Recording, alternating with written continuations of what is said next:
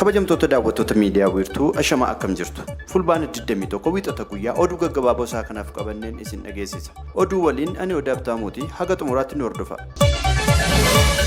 Bulchiinsi nageenya neetwoorkii odeeffannoo wixinee labsii imaammata nageenya saayibarii biyyaalessaa irratti qooda fudhattoota adda addaa waliin marii taasisuusaa beeksise. Waajjirri ministeera muummee, ministeera ittisaa, ministeerri innoveeshinii fi teekinooloojii tajaajilli odeeffannoo fi nageenya biyyaalessaa Instituutii Sammuu Namtolchee Itoophiyaa baankii biyyaalessaa fi dhaabbileen mootummaa kanaan walqabatan waltajjii kanarratti hirmaataniiru. Marii kanarratti kan argaman Daayirektarri olaanaa bulchiinsa nageenya neetwoorkii odeeffannoo obbo Solomon Sokkaa ergaa dabarsaniin jijjiiramoonni saayibariin amma irratti argamaa si'ataa fi tilmaamuun kan hin danda'amne ta'uu kaasaniiru. Haala kanaan imaammanni nageenya saayibarii biyyaalessaa sochii saayibariin irratti argamuun gitu kan tarkaanfatuu fi yeroo kan madaalu akka ta'u kaayeffachuun wixineen imaammata bocamuusaa ibsaniiru.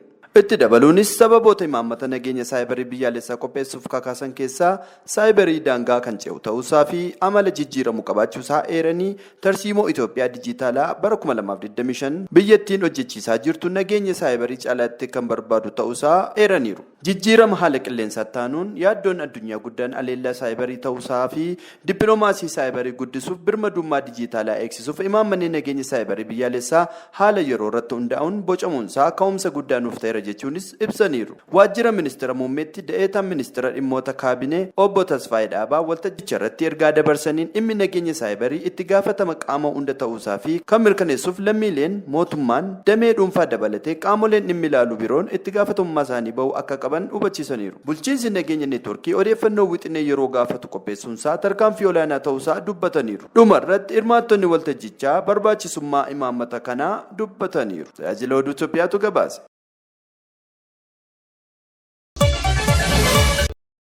Mariin gumii balal marsaa 34ffaan haala kabaja ayyaana irreecha hora Finfinnee fi hora Arsadii kan bara 2016 irratti gaggeeffamaa jira. Gumiin balal marsaa 34ffaan ayyaana irreecha hora Finfinneetti hora Arsadii fulbaana 26 fi fulbaana 27 bara 2016 kabajamu sababeeffachuun mata duree irreechi faajii tokkummaa fi obbolummaa jedhuun galma waajjira pireezidaantii mootummaa Oromiyaatti gaggeeffamaa jira. Ministeerri ministeera aadaa fi ispoortii obbo Qajeelaa Mardaasaa dabalatee hooggantoonni mootummaa naannoo Oromiyaa maricha irratti argaman.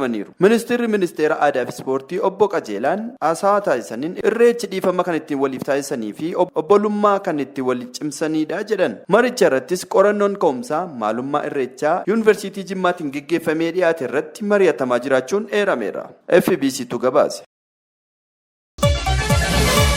Qorannoon diizaayinii piroojeektii misooma jallisii Adaabachoo xumuramuun ibsameera. Baasii birrii biliyoona 4 kan ijaaramu piroojeektii misooma jallisii Adaabachuuf qorannoon diizaayinii xumuramuu ministeerri jallisii fi naannawaa gammoojjii beeksise. Piroojeektichi deeggarsa mootummaa Kooriyaa Kibbaan kan gaggeeffamu yoo ta'u, Oromiyaa godinaalee Shawaa Kibba Lixaa fi Shawaa Baa'anaalee Adaa, Lumee, Liban Cuqqaalaa, Iluu, Bachoo fi Sabbata Hawaasitti kan ijaaramu ta'uun ibsameera. Piroojeektiin kun lafa hektaara 5,000 kan uwwisu yoo ta'u, bishaan lafa jalaa karaa ammayyaa ta'een jallisii misoomsuun maatii 20,000 fayyadamtoota akka taasisus eerameera.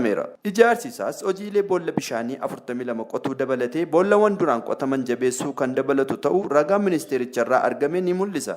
Ijaarsa piroojeektichaa eegalchiisuuf dorgommiin caalbaasii kontiraaktarootaa gaggeeffamaa jiraachuu fi waggoota 6 keessatti xumuramuuf karoorfamuun ibsameera.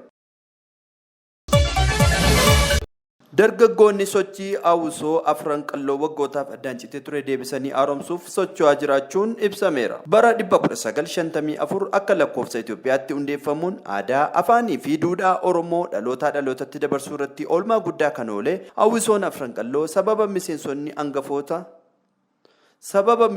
angafoota Awusichaa hedduun garaagara fagaatanii jiraachuu isaaniitiin dhiibbaan inni barootaaf uume akka addaan citu taasiseera. Haa ta'u malee dargaggoonni Oromoo seenaa afran qalloo itti fufsiisuuf kutatanii ka'an maqaa kanaan socho'aa jiraachuu miseensa buleeyyii Awusoo kanaa kan ta'an Muhammad Qophee Addis Istaandarditti himeera. Sochii haaromsa Awusoo afran qalloo waggaa 16 dura dargaggoota quuqama qabaniin akka eegalame kan himu dura ta'an Awusichaa amma Khaliifaa Muhammad godoo xiqqoo Awusoon afran qalloo bara 1962 magaalaa Dirree Dhawaatti hojii itti eegale haaromsuu ibsa. Aadaa fi duudhaa dagaagfachuu irratti xiyyeeffannoo kennuun waggoota 5 darban keessa qofa barattoota 10,000 ta'aniif leenjii aartii kennuu hima.